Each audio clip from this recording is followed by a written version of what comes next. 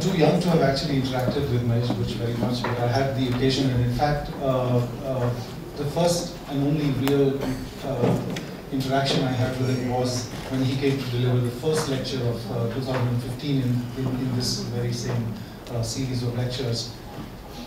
And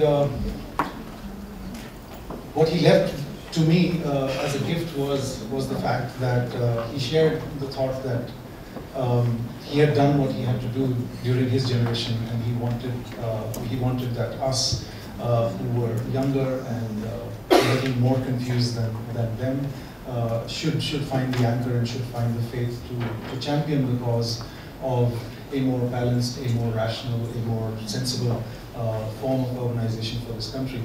And it's a wonderful way to remember someone, because he reinforced, I think, the thought of what gurus and teachers are, I think, are the reason why we respect them very much. Thank you, Jagan.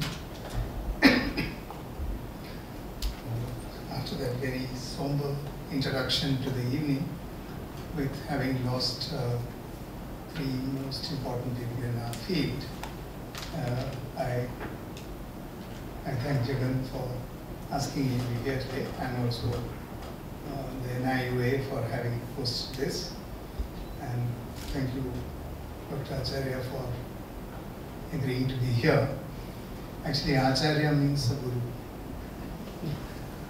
My name doesn't mean that. So basically,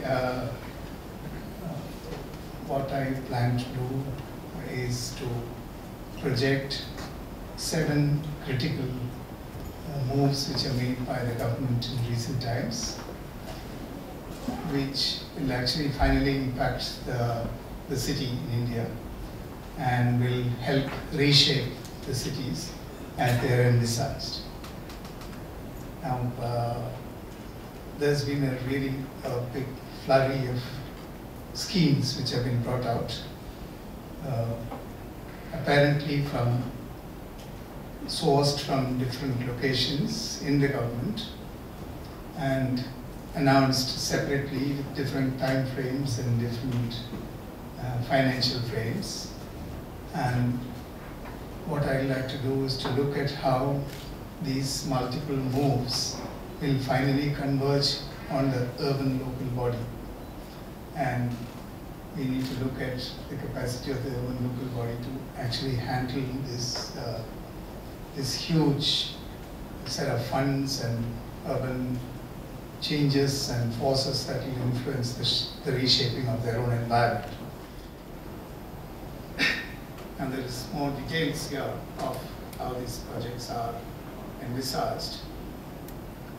So they are talking about incentive-based reforms. And I think it is a good platform to share, and give a different perspective to some of the issues that is confronting us in the context of sustainable urbanization that we are talking about in this country.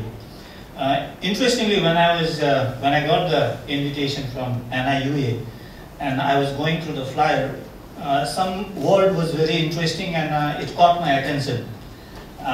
Some of these words were, reimagine. I think it is a very strong word and a very appropriate word, but I think we also need to understand who is reimagining for whom. I think that is very critical, because unless we understand the imagination process, who is imagining for whom, I think then we will not be addressing the right issues. Therefore, I feel that when you are talking about the cities in today's context in India, it is very critical to understand who formulates, who reimagines or imagines, and for whom. The other point which hit me quite strongly was the word convergence. And there were 2 words which were used, political and economic. And I thought that was again very appropriate, because if you see in the last, from 2000 or 1995 onwards, with regards to urban and urbanization, especially from 2005 onwards, there has been certain degree of convergence between the political processes in this country and the economic philosophy of this country.